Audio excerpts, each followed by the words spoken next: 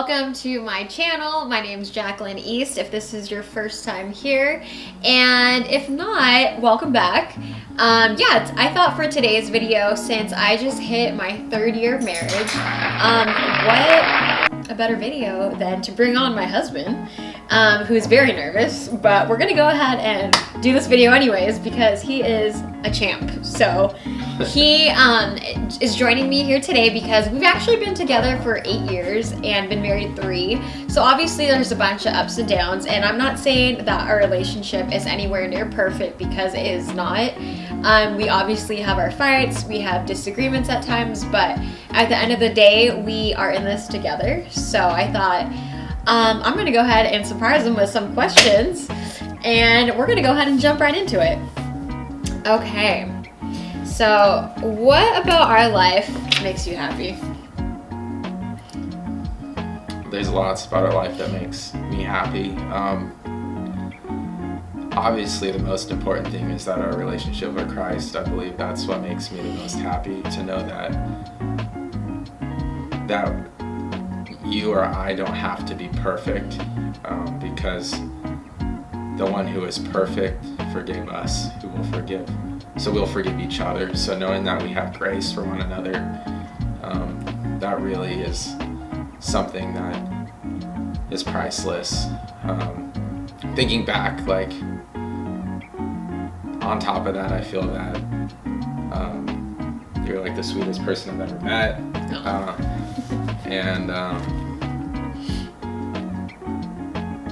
Just doing life with you has been a blast, and it's I don't know, it's a lot of things to be grateful for. Is that what the question was? What makes you happy?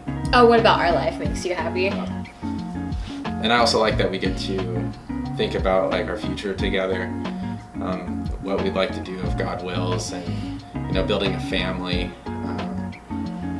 little puppies. This is Mr. Baby. His real name's Styles.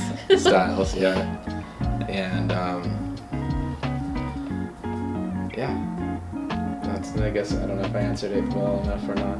Yeah, that's fine. I think what makes me happy about our life is, obviously I feel like our relationship with Christ, how we've really focused on changing our lives, just to reflect Him, and it's deepened our relationship as well. And I think too, just having someone that makes me laugh and is very compassionate, because I feel like a lot of times I'm really hard on myself. So I feel like just having him there is, he's just such a positive person, and I feel like he's really understanding, because I could be hard to deal with, and I feel like I need someone who helps just calm me down, and I feel like Jared's really good at being a support system. So I guess the answer is the first question, and I totally forgot. On my Instagram, I actually put a questionnaire, and only 2 people responded. One of them I only knew, which happens to be one of my best friends, and the other one was just a wink face, so there's that. But anyways, Lori's question was, who is the better cook? This one's kind of hard because I've been like an on and off cook. And I cook very simple things. I feel like I've mastered salmon down. I don't know, I feel like I am, because I actually cook from scratch more, so I feel like... Who's a better cook, or who's better at barbecuing? Oh, okay. I can't barbecue. So, I don't know, that's a tough one. I think your zoodles are the best. Zoodles, I can't recreate the zoodles in the same way. When I was sick, you said the salmon was pretty good. I know, I couldn't taste because I had COVID, and it takes away your taste. I don't know. I guess we have to have a cook-off. Yeah. Comment below what we should cook off. Maybe another video. What would make me feel more successful? Yeah, I guess in life, and then in our relationship.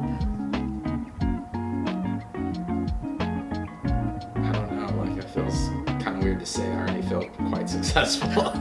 I'm not meaning like,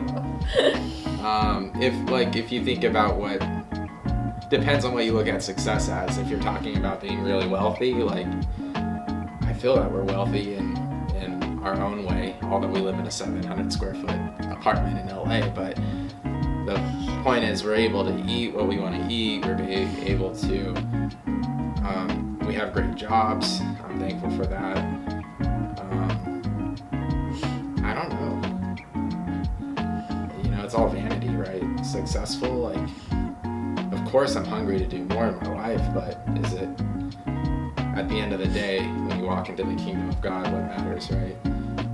I guess more time with the Lord, and together spending more time with the Lord. I think that would make me feel more successful. Thinking out loud, so. Wow, his is more deep.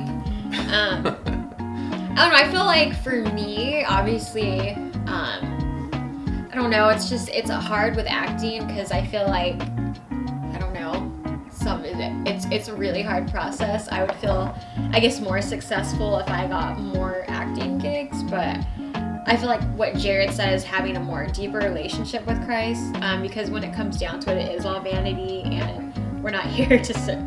I mean, I don't want to, like, I don't know, because I love acting, but I want to do something good, and I feel like once I'm in my relationship with Christ, it kind of like everything else doesn't really matter, because happiness is through Him.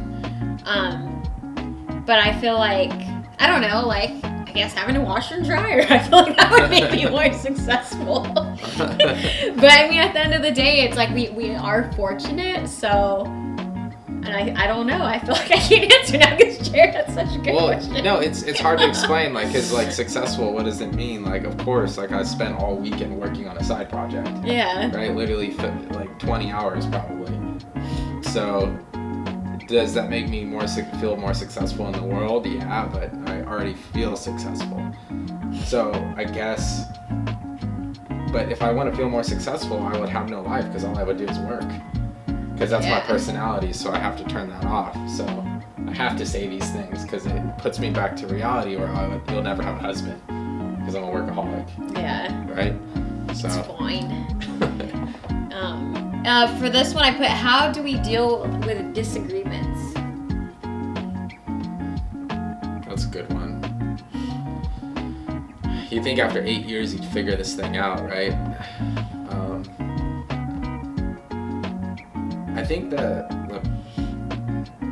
I'll speak how I deal with them, but sometimes it doesn't work, and so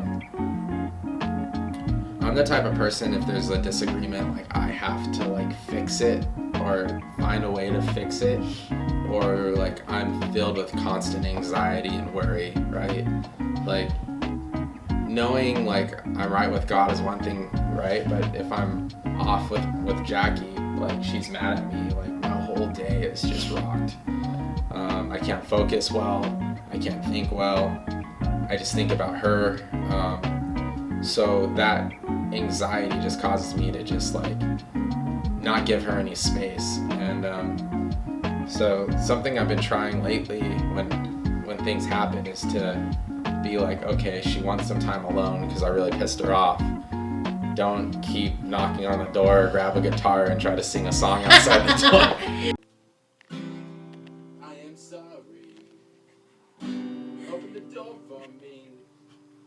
Open the door for me. Jackie. I am sorry. Just give her some time to process it and cool down. And do it for her, not for yourself, because that anxiety and trying to solve that anxiety is selfish because it's me trying to solve it for me so I feel good, right? But what does she need? So I don't know, it's something I'm learning, I'm working on, it's still tough. And then what really helps too, like last time we had a really tough situation we're working through, and just reading like what Paul was saying about like loving your wife as Christ loves the church, and you know, if you don't love your wife, you don't love yourself. So even though she's different than you, and completely different than me, I should respect her and find the way to love her in the way that she needs. So as God finds the way to love me in the way that I need, and which in turn creates a stronger bond and a stronger relationship. But this sounds good as I'm saying it, but it's not easy. It sounds like I know what I'm doing, but I don't. Trust me, I screw up a lot. You know, I'm definitely not perfect by any means. Yeah, it's tough. Men and women are so different, like completely different. And I can't treat her like a guy. I have to think of her, not even a woman either. I have to think of her as Jackie, right? I need to be like, she's Jackie. She's not like, oh, this is how girls are. This is how Jackie is. This is what she needs. And then praying. Obviously, that's the first thing I do whenever we fight is pray. And then I get convicted because I sometimes think, oh, why am I not praying more about my relationship? So I don't know. I'm just going through. I'm talking a lot, but yeah. Yeah, I feel like disagreements, I think overall, the 8 years, I mean, it's still a learning process. I used to kind of be the one who likes to not like run away, but just like, I still like to be alone. I need time to cool off because I know I could get very angry right away. I know one thing that I feel like I've kind of noticed is I've been more vocal about when stuff bugs me now, which was really hard for me. But I just feel like, too, like, yeah, especially recently, we did have something we were going through, and just kind of, like, it sounds so lame, but we both went to our parents and, like, kind of tried to, like, talk it out and whatnot. I feel like that kind of really helped a lot, actually, because his mom brought up a good point, like, how does Jackie feel? And I didn't really think about that, because I tend to be a people pleaser. So I forget how I feel sometimes, where I just bottle everything up. And I eventually just blow up, like I'm like a Coke bottle that fell and like goes everywhere. So I feel like that's something. I feel like Jared, he's gotten really good though, because I feel like he's more open to talk about stuff and not let his anger get to him. Where me on the other hand, that's something I'm trying to work on. But I feel like too, we've gotten in a better sense, like when we talk about stuff before they fully get blown out of proportion, but I feel like, too, just praying about it and just kind of, because I feel like when I come to God, too, and I'm like, oh, I really messed up, like, it puts me into perspective where I'm like, okay, I need to, like, treat him better because he may not agree with something on me. And that goes for anyone. Like, if someone doesn't agree with you, just be willing to understand and listen, and you might not see where someone's coming from. You can understand. Yeah, one thing, too, is, like, I told Jackie last time, like, just because I don't agree with her doesn't mean I don't respect her feelings, and I'm not willing to respect how she feels about something. For example, if this is just an analogy, like, sometimes in relationships, like, just because let's just say let's just talk about fruit. Jackie loves apples, right? Because you're in a relationship, if your spouse doesn't like apples, then there's something wrong with it. It could be about anything. Let's think about like the Dodgers. The Dodgers, right? Just because that even could be about a life decision, right? We're a partnership, we're a team, we're one.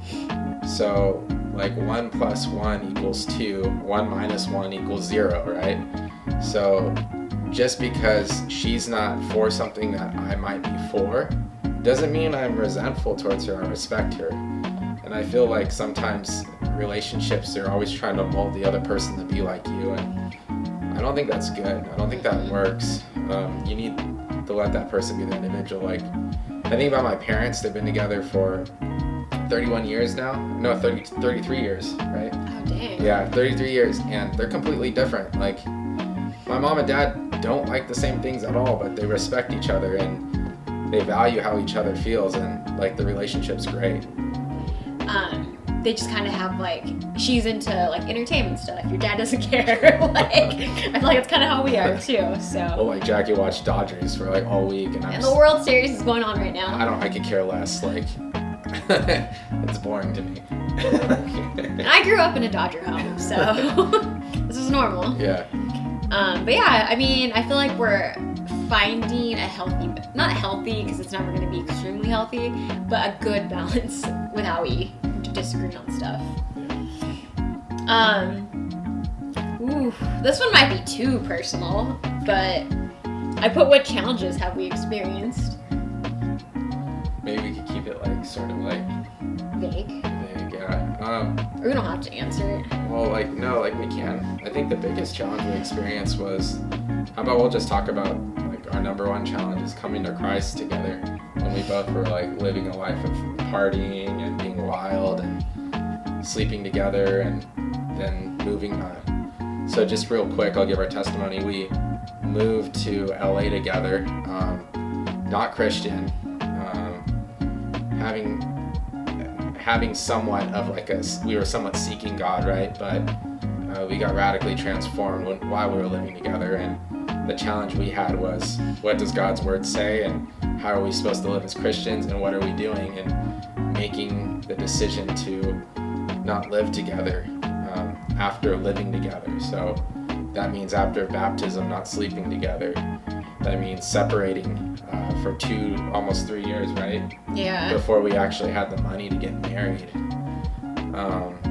But surrendering to God and what God says. But what that did was that gave us such a strong foundation in our relationship. And I think without it, if we would have just rolled into it, like we didn't make those sacrifices. Yeah, if it takes sex out of your relationship and you don't have a quick fix, it causes you to have to like face your problems together. And you may think that sex is a quick fix, like, and you're like, you get in a fight, you have sex, you make up, but that's not a long-lasting solution. That's not going to work anymore, right? So you need to get real with one another, and you need to figure out like you need to handle problems, and you need to solve them together as a team, and you need to have grace for one another. And I think that was the challenge. I think that I don't believe we would be here right now 8 years later if we didn't make that sacrifice. It also shows how much she loved me and I loved her, to be able to give up.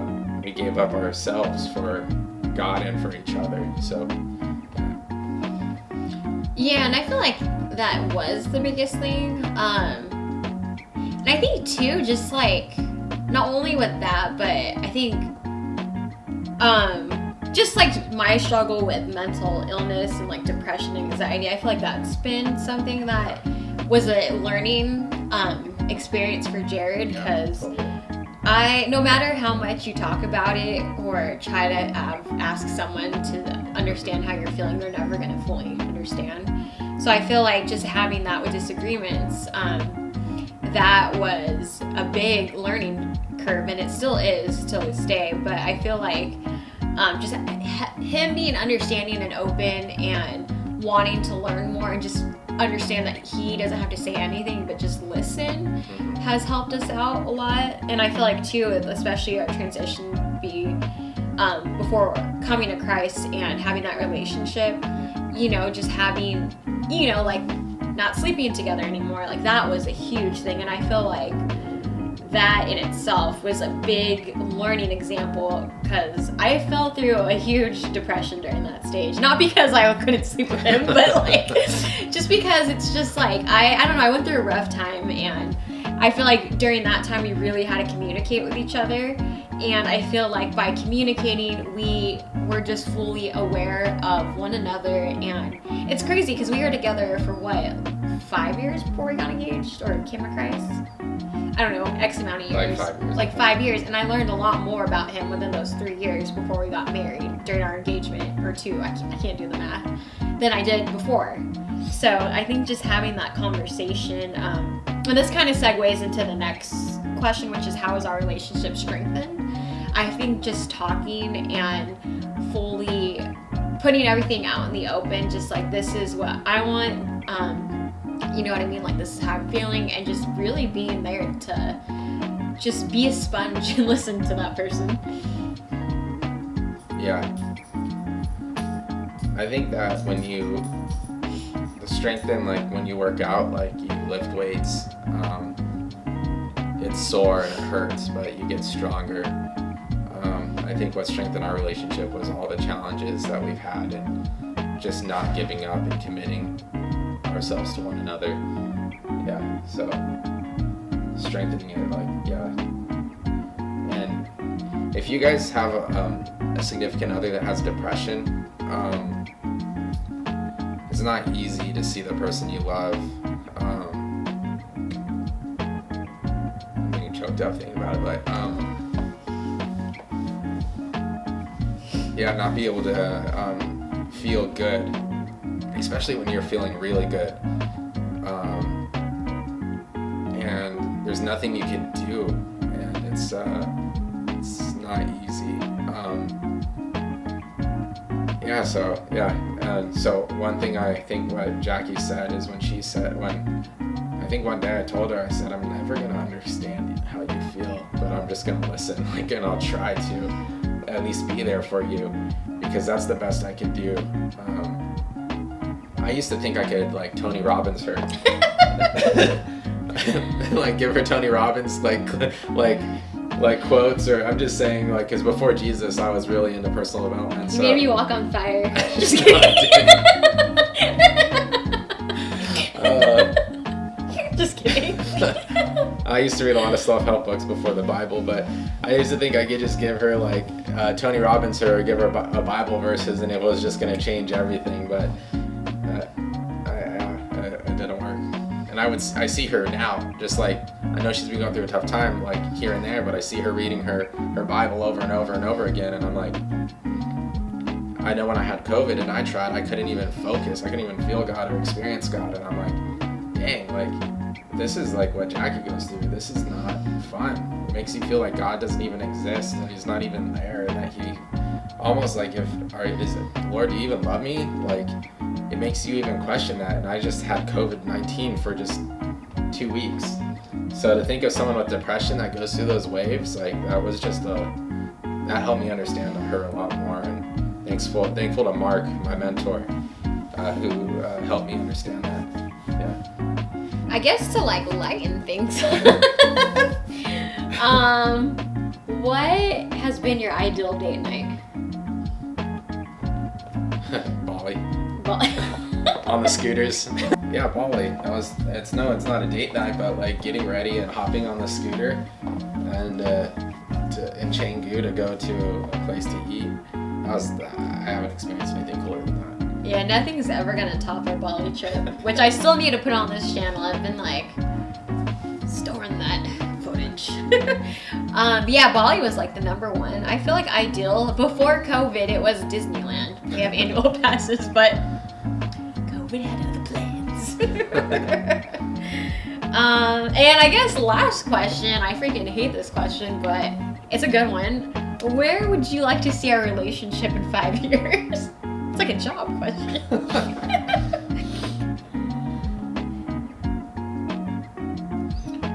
Well, I like to see, I think, it's weird because if God wills, right, family,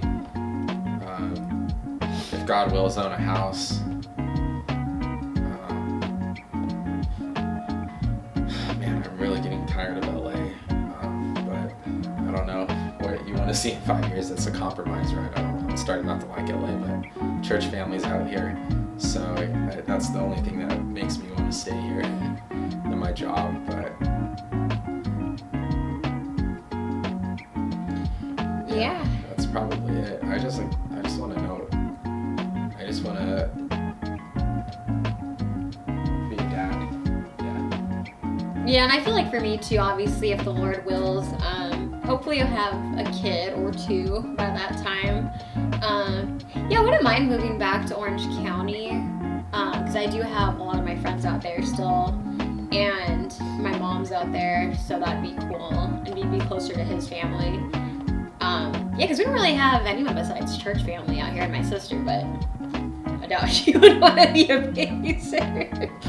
But, well, church family will watch. Yeah. Yeah. And I don't know, I would love to obviously be a homeowner, have my washer and dryer. And I don't know, I'd love to be acting. I mean, I don't know. Sometimes I don't know where God's calling me to be. I just hope we're happy. So, lame answer, but that's, I don't know. That's what it is. Maybe we'll be raptured. That'd be cool. The marriage supper of the Lamb. Just joking. All right, but I guess that pretty much closes this relationship video. I don't know if we really hit all the topics, but we went through some stuff today. If you guys like this video, go ahead and like it. Hit that subscribe button because your girl needs it. And tell your friends. Come visit here. Yeah, and I'll see you guys next week for another Till Love's Gold production. Thanks, guys. Bye. Bye.